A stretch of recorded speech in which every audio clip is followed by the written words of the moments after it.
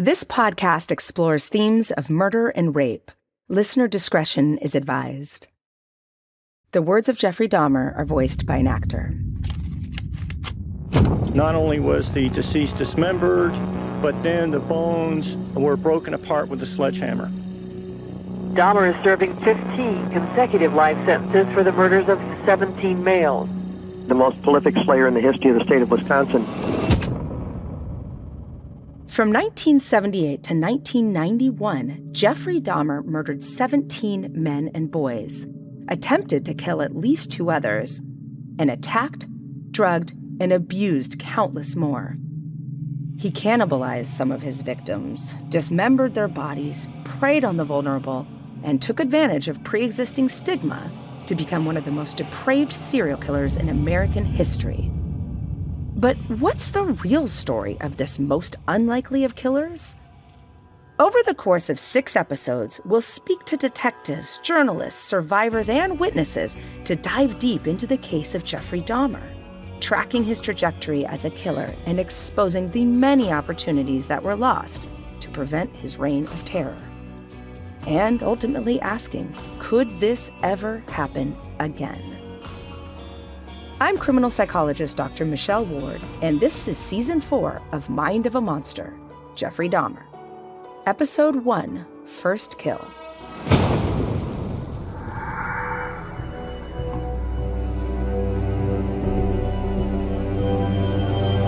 It's June 18th, 1978, and we're in Bath Township, Ohio.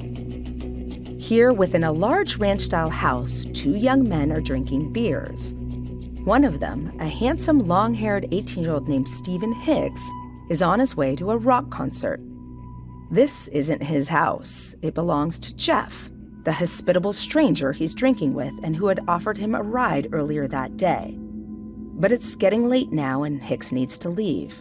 He thanks his companion Jeff and attempts to say goodbye. But something inside Jeff snaps. He doesn't want Stephen Hicks to leave. Jeff grabs a barbell and with all his strength, whacks it hard over the back of Stephen Hicks' head. Then, using the same barbell, he strangles the life out of Hicks' young body. You see, the host is Jeffrey Dahmer, and this is his first kill. To understand how we get to this point, we need to go back to the beginning, to Dahmer's childhood and teenage years. As a very young boy, he was very happy, and he would run to me and jump into my arms. And he loved his grandparents, my mother and father, and just was a very happy little boy. You're listening to the voice of Jeffrey Dahmer's father, Lionel, who spoke to the Mind of a Monster team in 2020. He and his then-wife, Joyce, welcomed baby Jeffrey Lionel Dahmer into the world in May 1960 and moved to Bath, Ohio several years later. When he was very little, we had a very close relationship. He wanted to be held and would come running up to me whenever I'd come home. He just loved to be with me and his mother. With violent offenders, it's tempting to sift through their childhood for an aha moment, an incident that serves as a key to unlock the secret of their violent trajectory. With Jeffrey Dahmer, this is incredibly difficult. Despite some tensions at home, which we will come to, his life is not so different to most. In fact, it's one of relative privilege. He lives in a lovely family home in a picturesque white-collar town and attends good schools. His father is a scientist and his mother is a teletype machine instructor.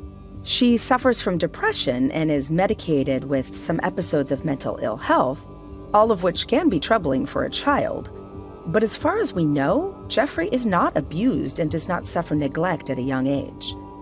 The only incident of note during his very early years is a double hernia operation, which must have been painful, but lots of kids have operations.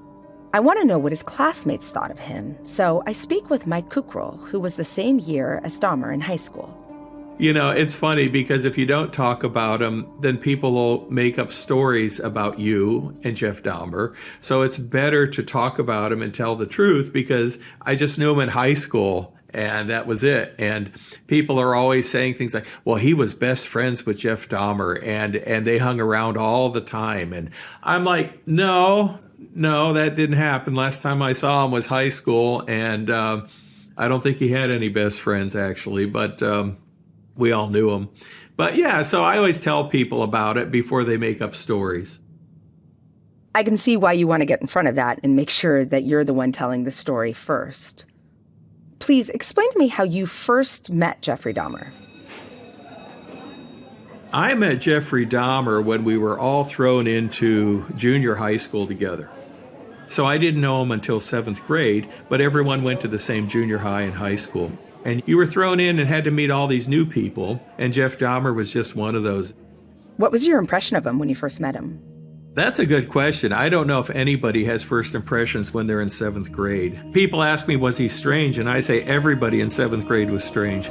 But, when I think back to 7th grade and Jeff Dahmer, he was sort of quiet from what I remember in that time, but he was always a nice kid. And he liked to read like fantasy books. I remember him reading Dune, which was a really challenging book to read. And I remember talking to him about that, what's that book about? And he was just sort of goofy and didn't give it any serious answers. But, I had classes with him. He was in biology class with me. He was in gym class with me. And I just remember him as one of the kids, not somebody that I became close friends with at all, but one of the kids that was like, okay, but, a little quiet and, always seemed to be off doing something sort of on his own a little bit. I think he had some friends. He played in the band too. He played trumpet in the band. He played tennis. He was on the tennis team actually. And so, he did things that I did as well. And he lived right across the street from some of my really better friends. By the time Dahmer is in his teens, home life has become hard. His father works a lot and his mother's depression is worsening. The pressure on his parents' relationship has gotten to a breaking point, and divorce is now on the horizon. Yet, both parents continue to care for their children, and Lionel is keen for his son to cultivate an interest in science, often taking Jeffrey with him to work. I took him to the lab with me and showed him how litmus paper changes color with acids and bases, which all of us know. And he wasn't that extremely interested in it, but he listened and he seemed to enjoy what I was telling him. I was able to give Jeff some knowledge of chemistry, I thought, and he liked walking over to the lab with me, But it's not chemistry the young boy is interested in. That would come later. It's biology. He frequently collects roadkill to dissect and examine. Anyone with even a passing interest in crime and psychology will know that cruelty to animals can be an early red flag with violent offenders. But it doesn't seem as though Dahmer is killing these creatures. He's collecting them once they're already dead. In fact, Jeffrey Dahmer would later speak extensively about his life and crimes, making a point of saying as much. The words you are about to hear are Jeffrey Dahmer's, spoken by an actor. I never killed animals. Never did that. I always used dead ones just for experimentation. The young boy might not be harming the animals while they're alive, but there are hints that his interest in their dead anatomy is going well beyond what would be expected. I don't think there were any really red flags, except for if indeed he was doing something sexual while he was feeling the insides of these roadkill animals. Did you ever hear any disturbing stories or anything that stood out for you about him? Well, when I was, I think in maybe, I'm going to say 9th grade, we took biology class and Dahmer was in the class. And one of the things we had to do was dissect a fetal pig. There were several of them for the class to use. You worked on it in teams. And somebody stole one of the fetal pigs when the teacher counted up one of them as missing. And that was big news in the school because that's not something you did. You didn't steal things out of a classroom. You didn't steal a fetal pig.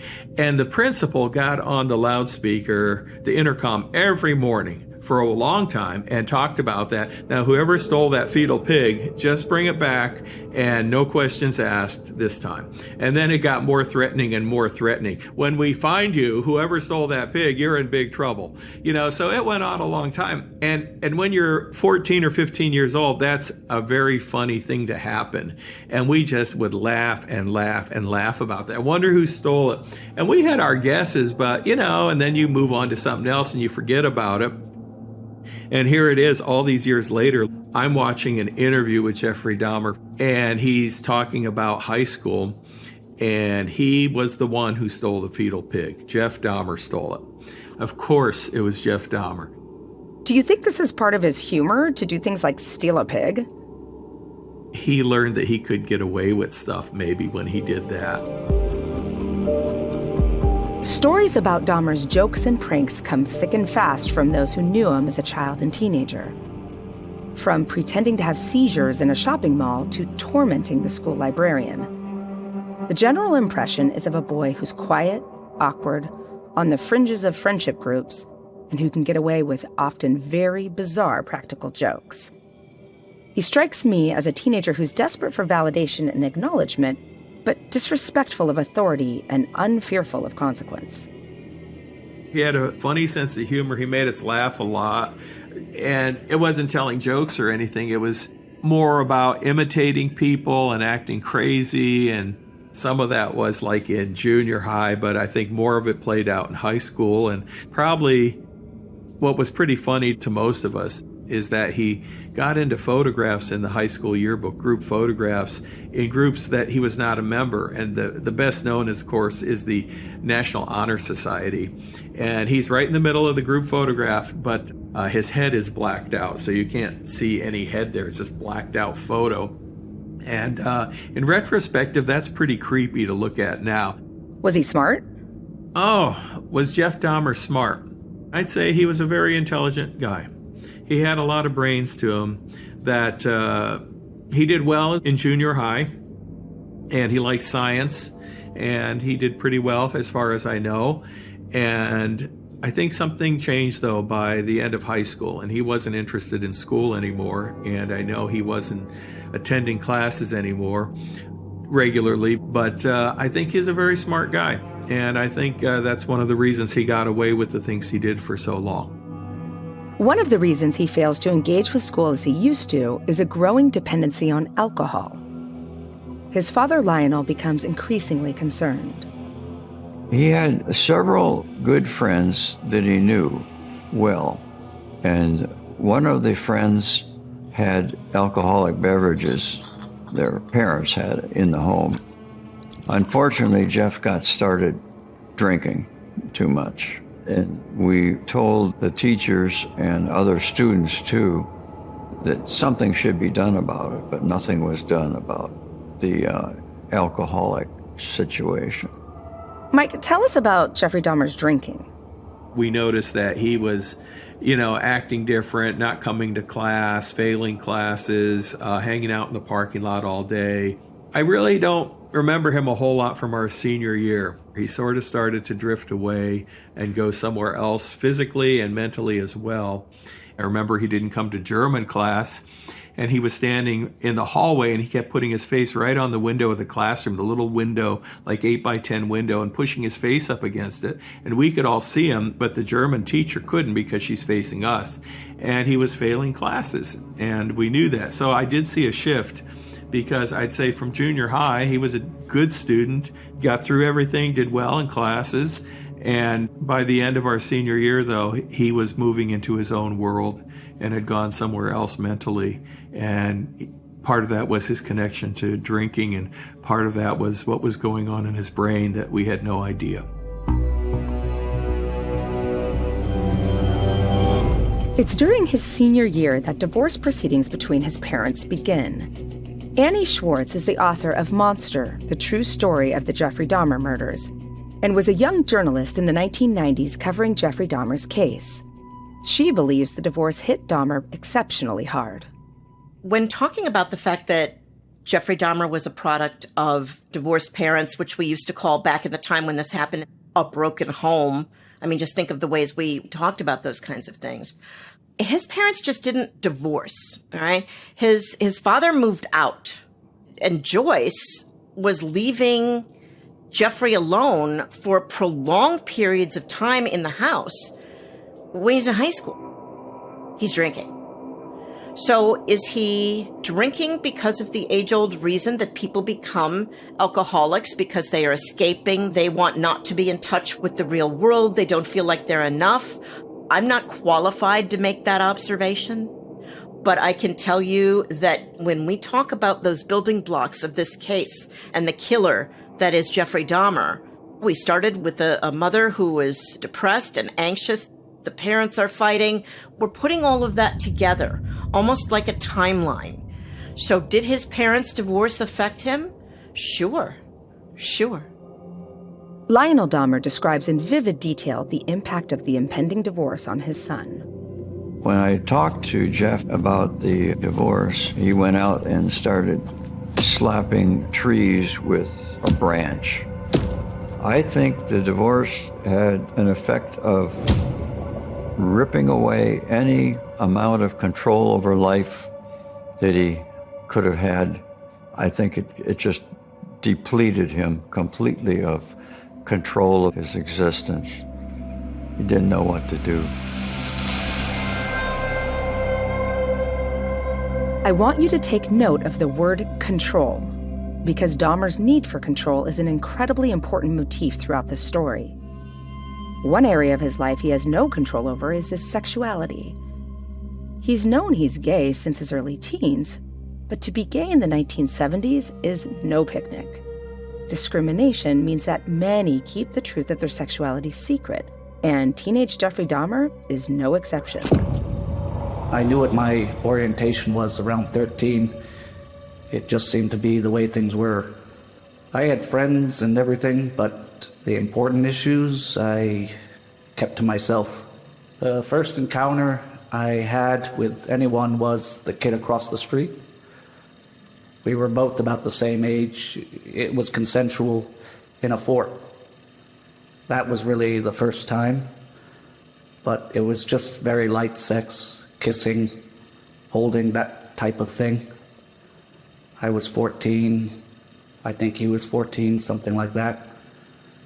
It was consensual. It's more than possible that part of the reason he's drinking so much is because of his struggles with his sexuality. Acceptance in the 1970s is a million miles away from what it is today.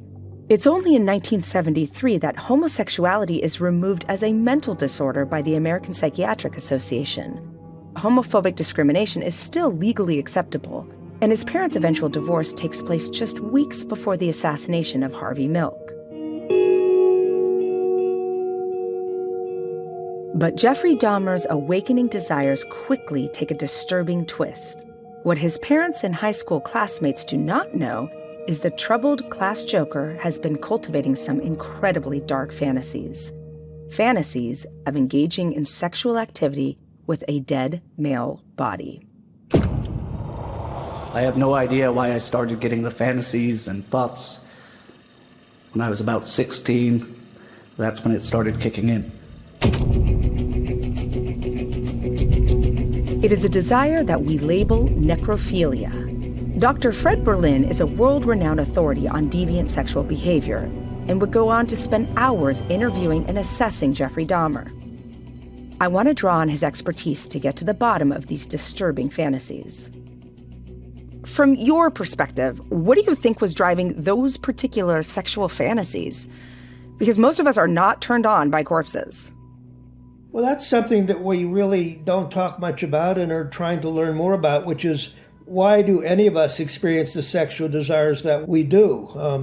In studying that, we can look at nature or nurture, but perhaps one of the most important points for people to understand is that we don't experience the particular desires that we have because of some choice that we've made. In other words, when I was a little boy, I didn't sit down and say, do I want to grow up to be attracted to women? If I'm going to experience attractions to corpses, it's not because I'm a bad little kid who weighs my options and decides this is what's going to turn me on. In growing up, I discover that that's the nature of my sexual makeup, and then I have to cope in the world from a very different perspective. And if I may, why that's so important right at this moment is as we're speaking. There's numbers of 16, 17-year-old youngsters out there privately aware of the fact that they're experiencing frightening, unacceptable, problematic sorts of sexual attractions, cravings, feelings.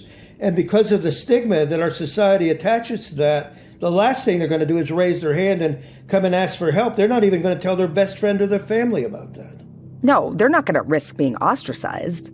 Now, I'm not suggesting for a moment that we should be accepting of the kind of behavior Mr. Dahmer engaged in, but what I am suggesting is that a young, troubled adolescent who's experiencing these kinds of feelings needs to be able to come forward and get help. I agree with you with zero equivocation. The only way that one can actually address somebody's homicidal urges or necrophilia urges is if there is a safe place for them to seek treatment. But for Jeffrey Dahmer, there was no such safe place. Can we reflect back on his childhood a little bit? Were there any potential red flags that you saw that rose to the surface for you? Well, really what surprised me was how, in so many ways, his childhood was fairly normal. Now, in retrospect, one could look back. There was a time when he had an interest in taxidermy. So you look back and say, my goodness, maybe that should have been a red flag. But how many young people have an interest in taxidermy who don't end up to be serial killers and don't end up having necrophilia? So had I met Mr. Dahmer during his childhood, and assuming that he wasn't going to be in a position to talk about the privacy of what he was experiencing sexually, I don't think I would have seen many red flags as to where he was heading. And how could anyone have known where he was heading? There's a risk in cases like Jeffrey Dahmer's of judging it with hindsight, when in reality there was no way for those around him to predict the path he would take. When we hear hooves, we think horses, not zebras. And Dahmer is secretive, very, very secretive. By the time he reaches his senior year, something in his psyche is changed forever. He's been coveting the body of a handsome young jogger he sees often in his neighborhood. He has become active and alert to the possibility of having him. Jeffrey Dahmer is a predator in waiting.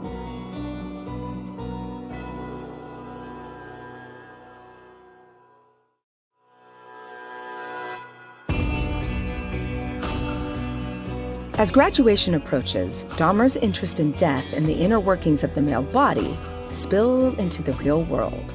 Mike Kukral recalls a chilling incident in the school hallway.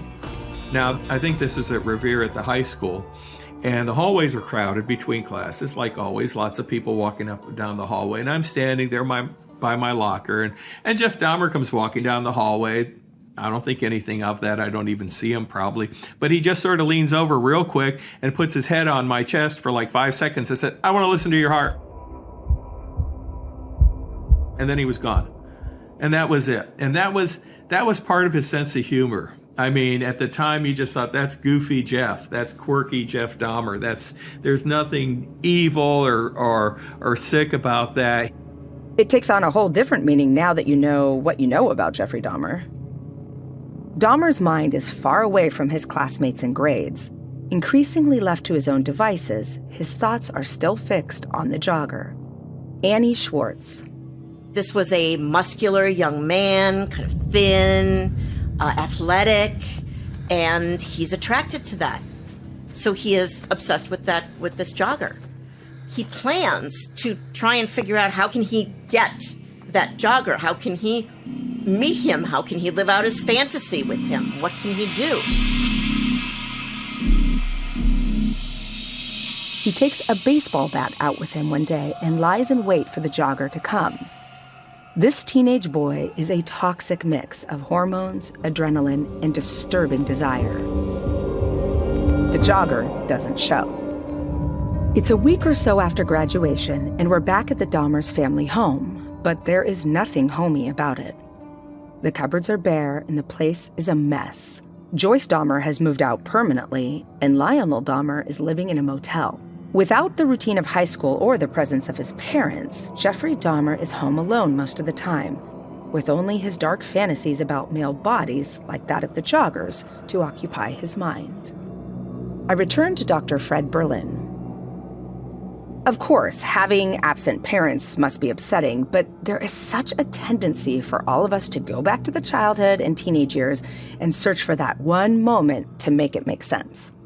Yeah, and we like to think there's a life story that helps us understand it. That was kind of the way the Freudian psychiatry of the 1950s was, that we can figure out what went wrong during early psychological maturation and development.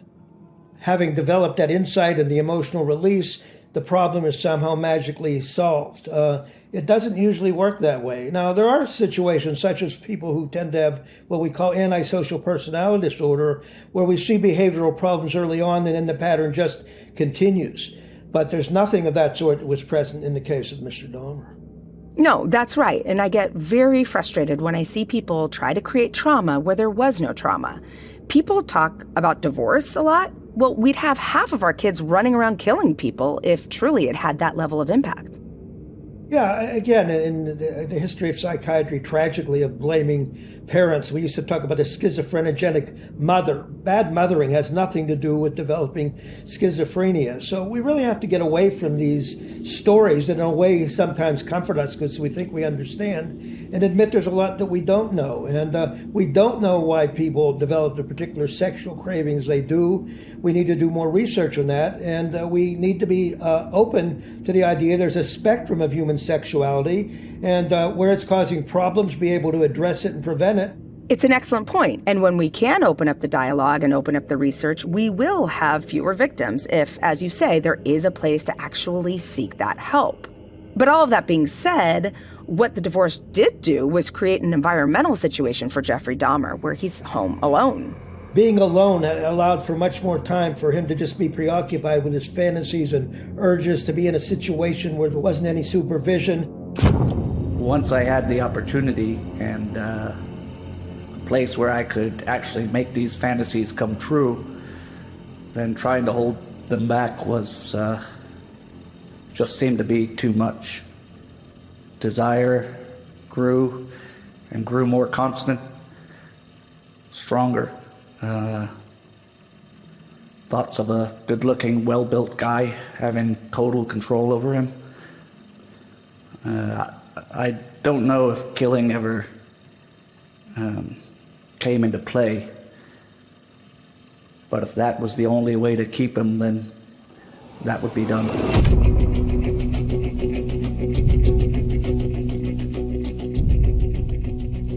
Not long after graduation, Mike Kukrold bumps into Jeffrey Dahmer. When we graduated in June of '78, we had a party maybe a week after graduation, and it was a party out on a farm, and there were a couple kegs of beer there, and for a lot of us it was the first time we drank a bunch of beer. Maybe there was a bonfire, and it was a pretty nice setting, and everybody had fun and got along really well. And I was driving home that night, and it wasn't super late, but it was summer, we graduated, and it was probably 1 a.m. I was driving home and sort of a back road, and I see somebody walking on the road, and this is a road where there's no lights, it's mostly woods, and there's not a lot of houses, and it's Jeff Dahmer. And that's not surprising to see people after a party sometimes, trying to get home. And so I obviously pulled over, hey, you want to ride? And he doesn't say anything, he just gets in the car.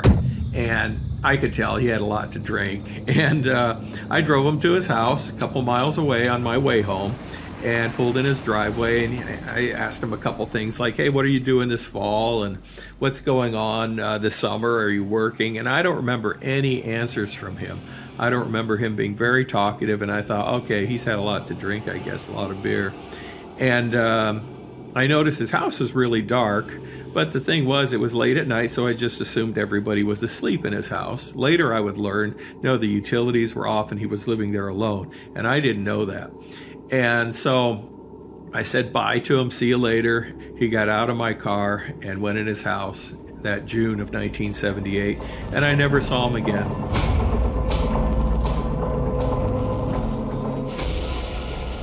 By now, the craving to have a submissive male body is all-consuming. Then, on the fateful day of June 18th, 1978, Jeffrey Dahmer is driving alone when he notices a young man on the road. He's shirtless and wearing jeans and tennis shoes. I had the car about 5 o'clock at night, and I was driving back home after drinking. I wasn't looking for anyone, but about a mile away from the house, there he was, hitchhiking along the road. He was attractive. I was attracted to him. I stopped and thought, well, should I pick him up or not? And I asked him if he wanted to go back and smoke some pot, and he said, oh yeah. The attractive man is Stephen Hicks. He has also just graduated from high school and is hitching a ride to a rock concert at Chippewa Lake Park. He gets into the car and the pair drive off toward Dahmer's house. It is the last journey Stephen Hicks will ever make, alive. I return to Dr. Fred Berlin. Can you describe what happened to Stephen Hicks? Mr. Dahmer, from sort of his early teenage years, if not before that, was aware of having these strong urges to have sex with a dead body. In fact, he was virtually impotent with people while they were alive. It's just that he hadn't yet reached a point of acting on that. And so the fuse had already been lit. In other words, he was predisposed. He was like the trigger that was ready to be pulled. And then the circumstances come together where he picks up this hitchhiker. It appears that Mr. Hicks went with him completely voluntarily. And we went into my bedroom, had some beer. And from the time I spent with him, I could tell he wasn't gay. I didn't know how to keep him there, other than to get the barbell and to hit him with it over the head. And strangled him with the same barbell.